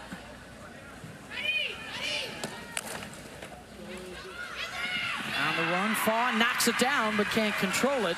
And a base runner with 1 away. What you got for us, Holly Rowe? I have some sources in the Texas dugout who have given me an incredible story on Hannah Wells. She has a superstition dating back to childhood that if she sees a ladybug, she eats it for good luck, swallows it whole. What? And so I was told that at the SEC tournament in Kentucky, she had a nice home run and she had ingested a ladybug before that. So this is a superstition. I have this on 2 different sources in that Texas dugout. What a cute and weird superstition. Except for the Ladybug Association of America, who may be calling. Hannah? Over there on first base. Protein? She'll be looking for a ladybug possibly between games. I've never seen one in Oklahoma City. Bring them in. Ball. She could have had plenty of love bugs if she was at Florida with us for the Super Yes, Regional this is last true. weekend in Gainesville. I don't want to eat those ones. Kaya Altmaier reached on an error, singled and singled. And will look to add to that tally. Extra bases down the line and right. Wells will hold at third, and there's a pair in scoring position with Ashton Maloney coming up. 4 time on base for Kaya. And this time it's on the changeup, and you mentioned it, Smitty. They are all over the off speed. Does not even hesitate at all. And this changeup left up in the zone, drives it down the line. Altmaier on fire down here in the 7-hole.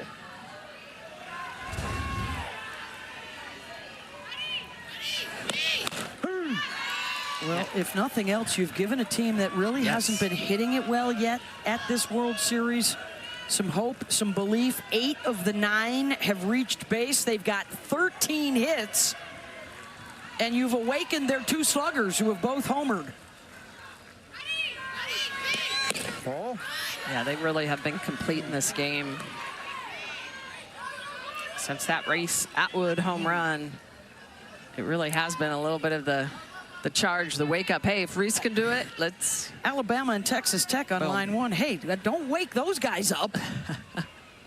The defending champions. Ball. You talk a lot about, you know, and deservedly so, the great seasons for Megan Grant and Jordan Woolery out at UCLA, but Mike White says when his 2 are on, they feel like they're unbeatable. And they're on today. Maloney grounds to first. The tag is made, and then the throw home is too late, and Wells scores.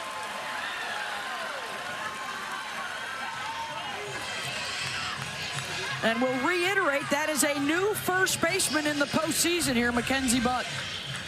Yeah, Mackenzie Butt has to go home.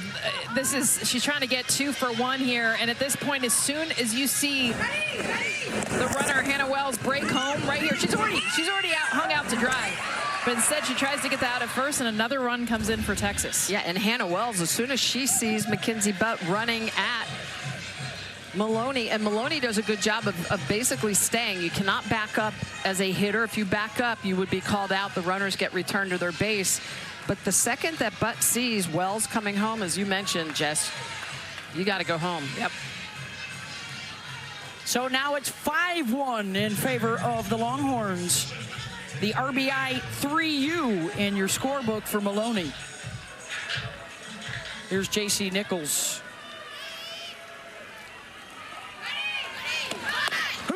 Check that. Taylor Anderson is the pinch hitter.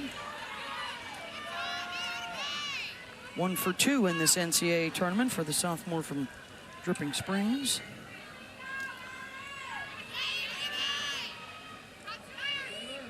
With Altmaier at third. Slaps it to second. And that will end the inning. Last chance coming up for Tennessee. They need at least 4, or we will play the, if necessary, semifinal. On those pitches, Sitlali just having her best stuff. 3 hits through 7. This is 6. This is her best start in over 2 years. And what a time to do it. Well, she was so good in game 1 against this Tennessee team, and she matches up well with that strength at the bottom of the zone against a Tennessee team that has struggled down there.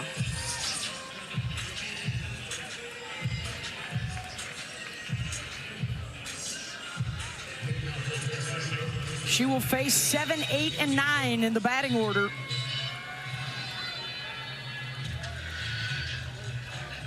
Horns have not lost a lead in the 7th inning all season. Tennessee has not rallied for a comeback win in the 7th inning yet this year.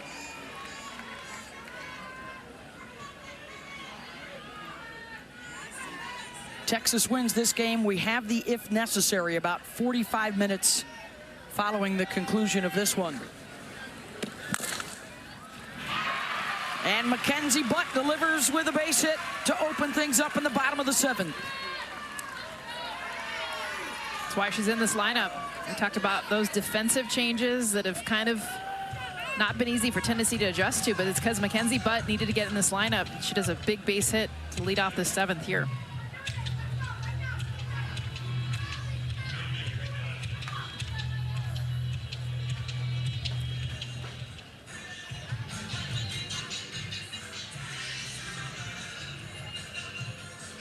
Got a pinch hitter coming up here for the Lady Vols, Meredith Barnhart.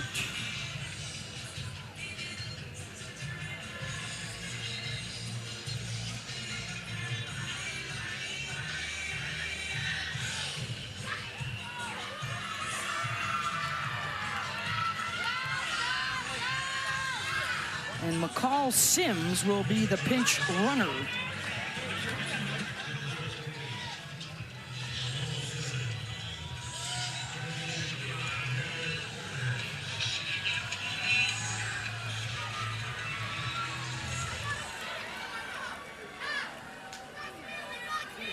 Gutierrez back to work.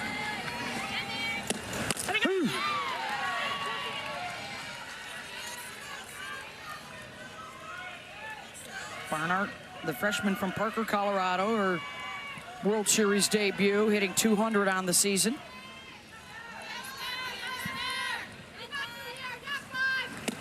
Ball.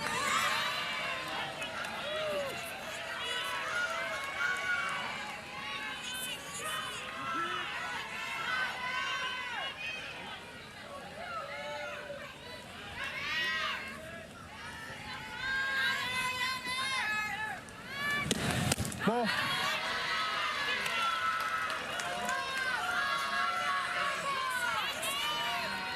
So volley pitch count still under 90 pitches here in the bottom of the 7th.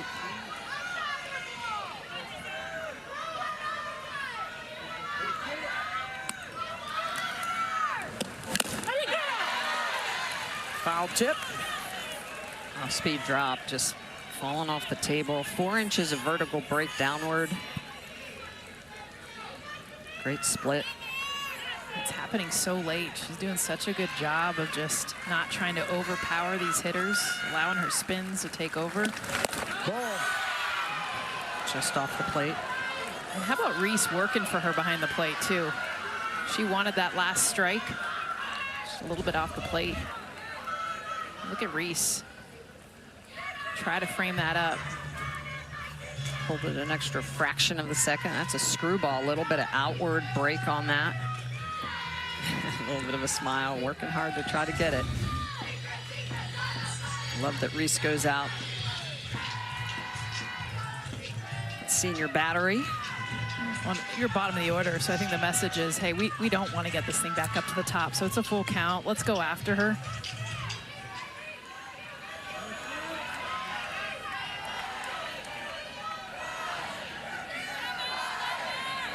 Three-two pitch. Popped her up. Stewart's got it. 1 down.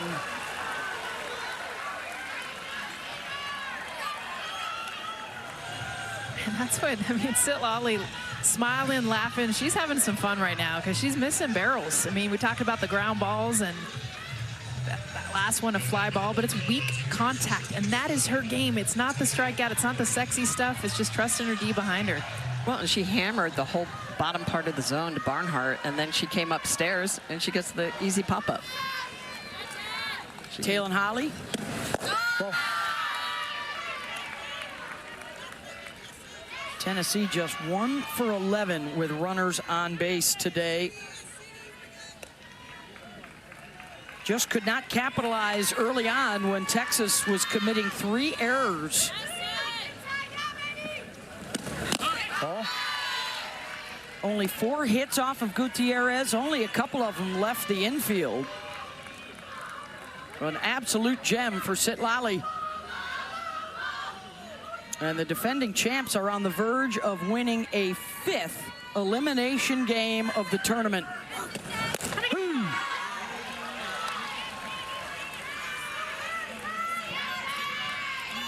Surprised Taylor Holly taken there. It looked like all the way 2-0.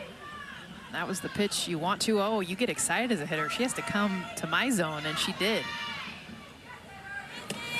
Ball. Jumps away from Atwood, a wild pitch, and Sims to second.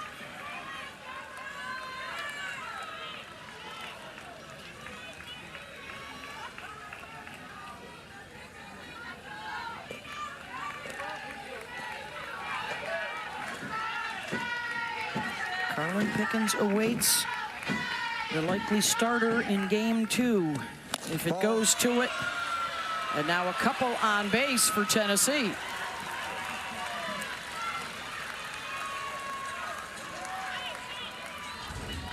Drop ball at the bottom part of the zone. Actually, it's got a little screwball action to it. Reese is going to try to pull it up.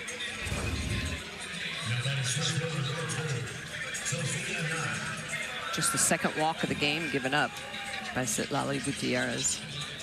Well, now you give the bat back to the top of the order.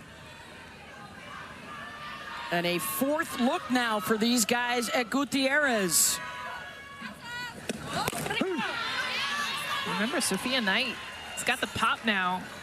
Predominantly short game, but she is standing in the box. 2 home runs in her last 5 games, so don't count her out up here at the top.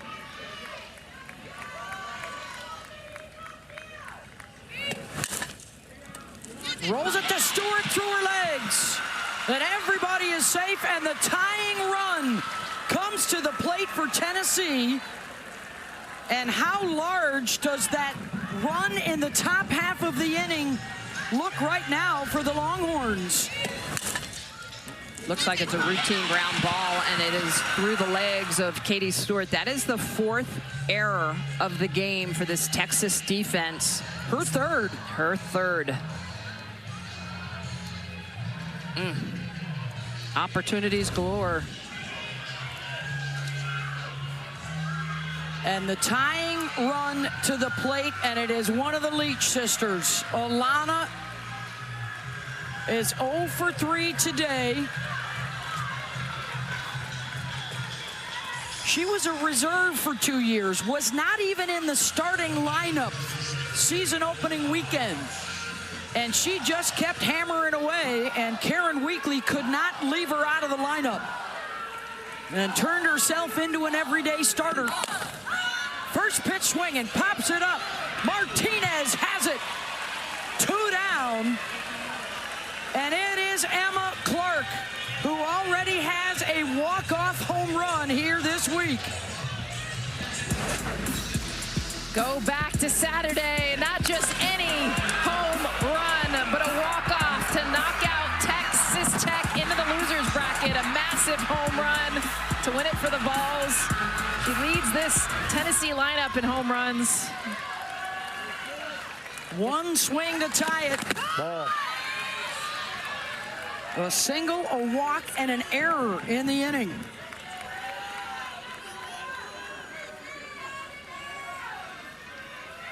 We'll reference again what Karen Weekly said. We need the beast to come out and play. Ball. And their best hitter in this postseason run. Boy, and now on a 2-0 leverage count. Gutierrez with a little extra something on that last pitch, 67 on the inner half. See if she goes away off. Right at her.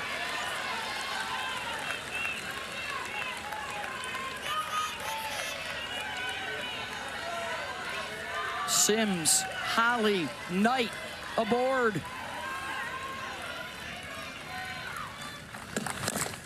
Clark, good, charges, bobbles, and a run is in. And now the game winner comes to the plate. And a chance to walk it off and walk it in to the championship series for Tennessee. This is not Texas's defense. The 5th error, not able to come up with this ball. It's not an easy hop, but it's a play we've seen Leanne Good make all season long. 2 in this inning. They give it a hit. I give it an error, and there's been 2 misplays that have continued this inning, and Tegan Gavon is now up in the bullpen. That's already a win for Tennessee. Rocky Talk's rumbling here in the bottom of the 7th. Texas has not blown a 7th inning lead all year. Tennessee has not had a comeback win in the 7th inning all year. And that narrative is in jeopardy. And here comes Tegan.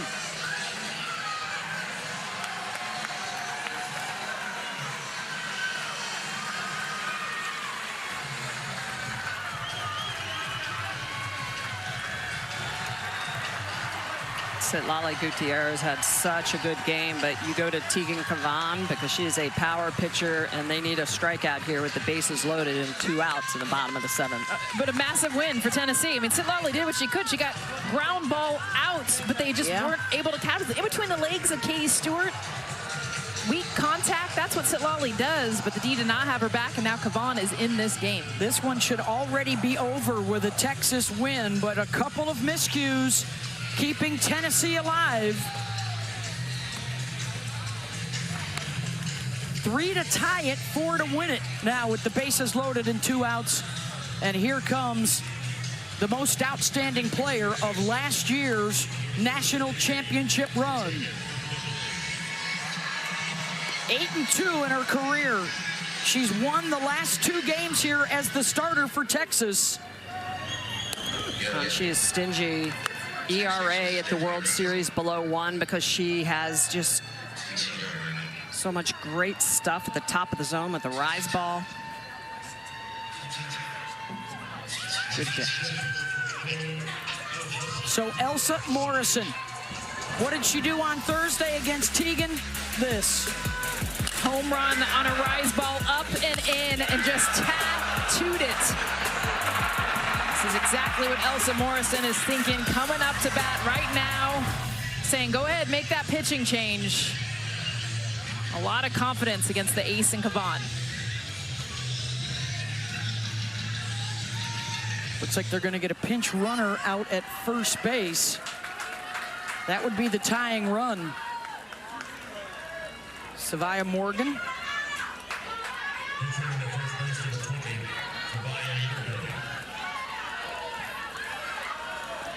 Holly Knight and Morgan aboard. 71 miles an hour from the All-American.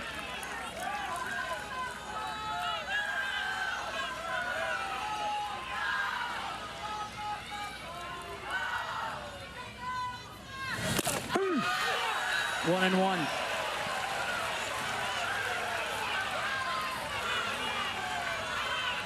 Puts that right on the edge at the top of the zone on the corner. Outstanding pitch by Kavan. Morrison, the slug zone, is inside, struggles away. That's where they're staying.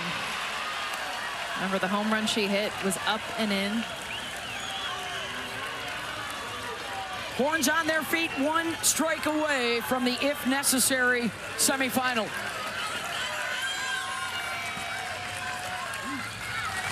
Ball.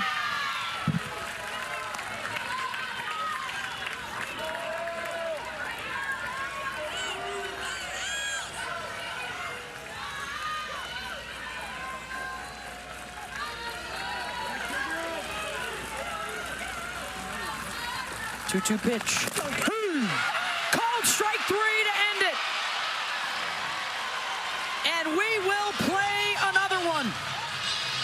Texas and Tennessee, winner take all, coming up for a spot in the finals.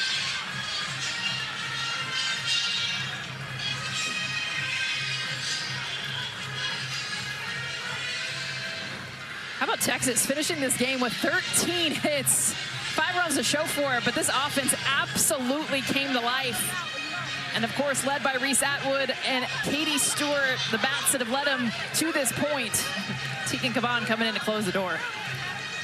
Tegan Kavan, last year's most outstanding player, knows how to pitch in this circle in Oklahoma City. Look at that pitch. It is threaded on the outer half. She knows it. The reason that she's getting this pitch, this is a curveball on the outer half, really good rotation and spin, and it is just right on the corner where she needs that, with the bases loaded, coming in to get the job done for Texas to punch their ticket into the if necessary game. Let's go down to Holly Rowe. Well, Sitlali, when you just came out of the game, you got a standing ovation from these Texas fans. How would you describe your performance today? I think it was pretty good. I felt very confident throughout the game, and even when things got a little bit rocky, Reese and the other girls reminded me that they have my back, and they did. They fully exceeded my expectations. They had my back on offense when things got rocky, so I'm very proud of them, and I'm very proud of myself. I think it's the game of your career. You just had such command. This is a good offense for Tennessee. How were you talking yourself through those innings when there were mistakes or you did get base runners? Just win the next pitch, compete, and keep myself in it. You know, things happen, and you just got to learn from it and move on from it. There's no dwelling on it. Just move on and get the next one. You've grown so much as a pitcher mentally. Everything was sharp today. How do you describe what was working to allow you now to play for another game to get into that champ series? Definitely mixing my pitches. I mixed a lot more off-speed drops this game, and I think that's what really helped me be efficient this game, and also just like staying mentally ready and confident in myself. You were able to help save Tegan even just until the last inning she had to come in. How does that help her now for game 2 to come out and have her best stuff? I think it helps her a lot. I really wanted to do this for her. She's been pitching her butt off this season for us in this tournament as well.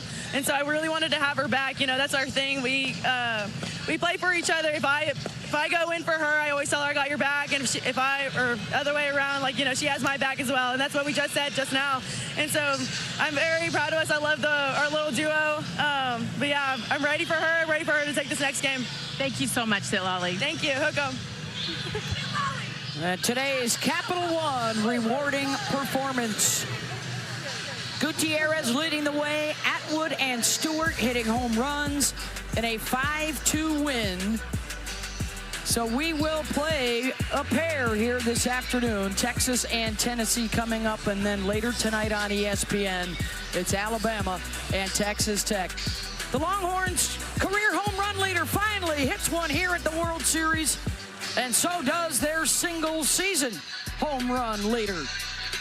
5-2 Texas, the defending champs, still very much alive.